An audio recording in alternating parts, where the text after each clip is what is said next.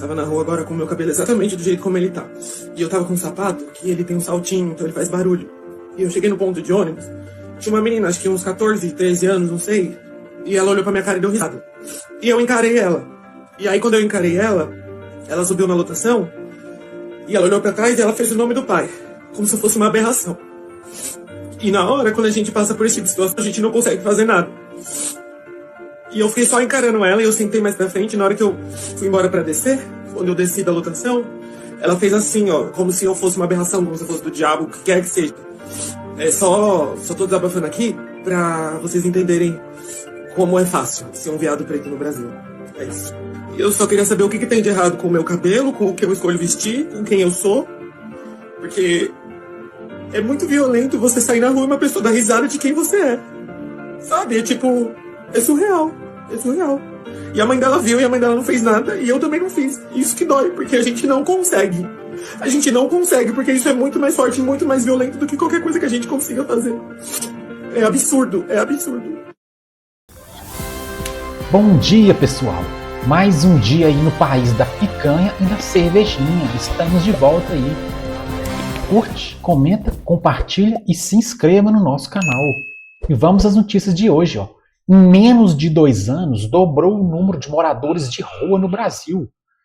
É o governo do PT, né? Governo do seu Lula. Lula ladrão, larápio corrupto, pinguço de 9 dedos.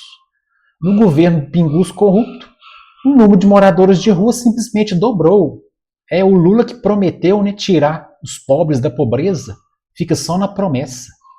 Que, ó, desde o governo Lula anunciou um investimento de 1 bi para resolver o problema, o número saltou de 160 mil para 345 mil. É isso mesmo, de 160 para 345 mil. É muita gente na rua, meus amigos. Veja a reportagem. Ó.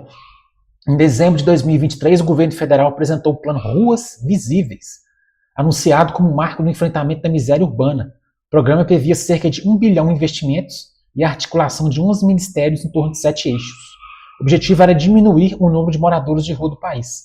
A proposta incluía, vejam só, a ampliação de serviços de acolhimento, criação de cozinhas solidárias, o fortalecimento do atendimento de saúde, a construção de unidades habitacionais e a realização, né, de um censo nacional dessa população. A iniciativa envolveu também governos estaduais e municipais, além de representantes do judiciário, do legislativo, de movimentos sociais e da sociedade civil. O boom de moradores de rua no governo do pinguço corrupto. Porque, apesar da promessa, né, que o governo do PT só sabe prometer e da mobilização, o contingente de brasileiros que vivem nas ruas aumentou significativamente. Segundo dados do Observatório Brasileiro de Políticas Públicas com População em Situação de Rua, da UFMG, né, Universidade Federal de Minas Gerais, eram cerca de 160 mil moradores de rua no momento do anúncio do plano. Em 2025, o número chegou a 345 mil. Ou seja, um aumento de mais de 100% em pouco mais de um ano.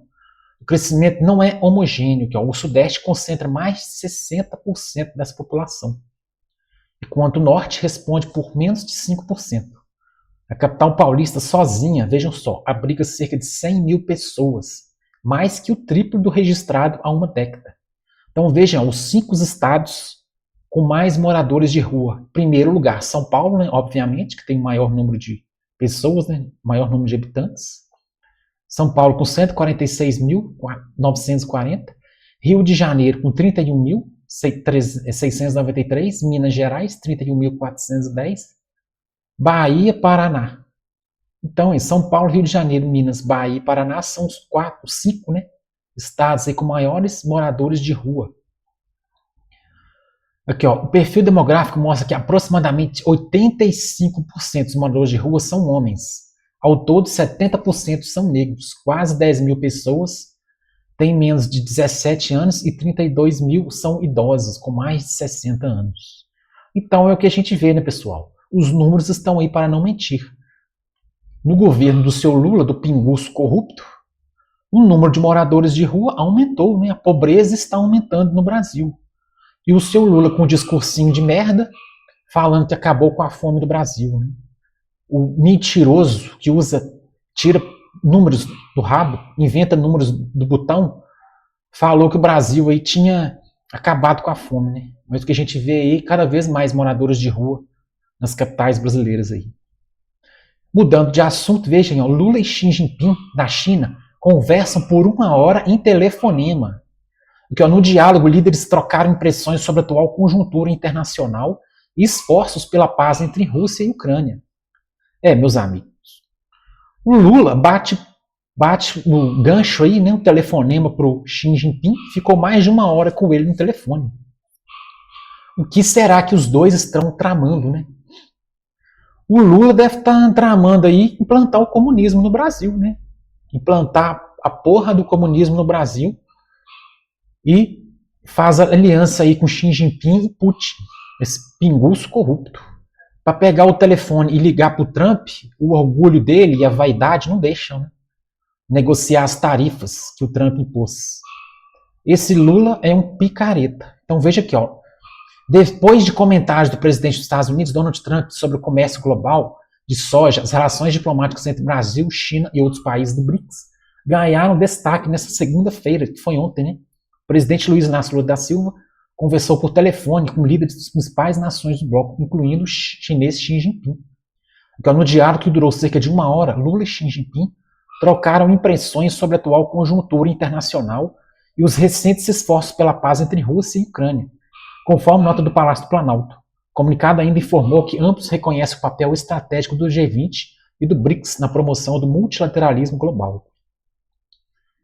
Ainda que, ao segundo texto, Lula ressaltou a expectativa de cooperação chinesa para a COP30 e para o enfrentamento das mudanças climáticas. Esse discursinho de merda, de bosta da COP30, né?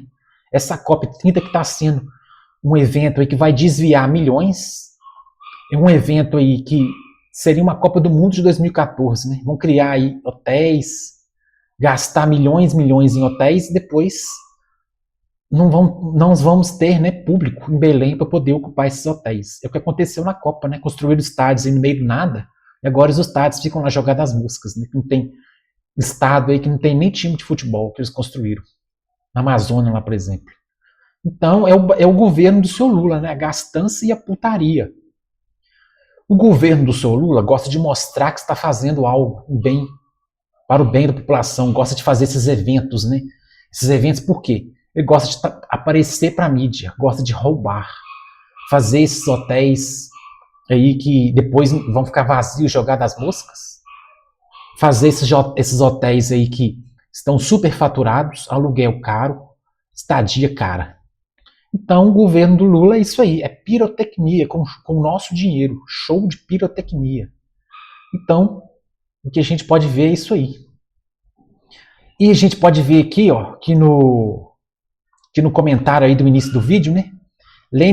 O Lenny Kravitz da Shopee, de Taubaté, né? No caso aqui, para zoar, né? O Lenny Kravitz da Shopee, no caso ele é lá de Taubaté, desabafa e revela ter sido oprimido.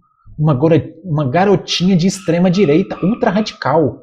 É isso aí, né? A gente sabe que as crianças são autênticas no que elas falam, né? Então veja aí o que ele falou, né? Que a criança viu essa coisa aí na rua de salto alto e ficou impressionada. A garotinha achou que isso era coisa do capeta, né? Vejam aí o que ele falou. Eu tava na rua agora com o meu cabelo exatamente do jeito como ele tá. E eu tava com um sapato que ele tem um saltinho, então ele faz barulho. Aí ele tava na rua com esse cabelo desse jeito, com um salto, um sapato, né? Um saltinho que faz barulho. Imagina a figura, né?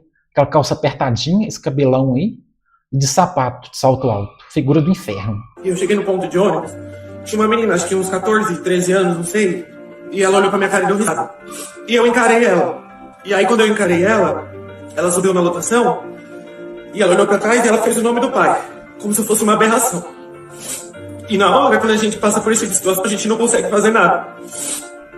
E eu fiquei só encarando ela, e eu sentei mais pra frente, na hora que eu fui embora pra descer, quando eu desci da lotação, ela fez assim, ó, como se eu fosse uma aberração, como se eu fosse do diabo, o que quer que seja.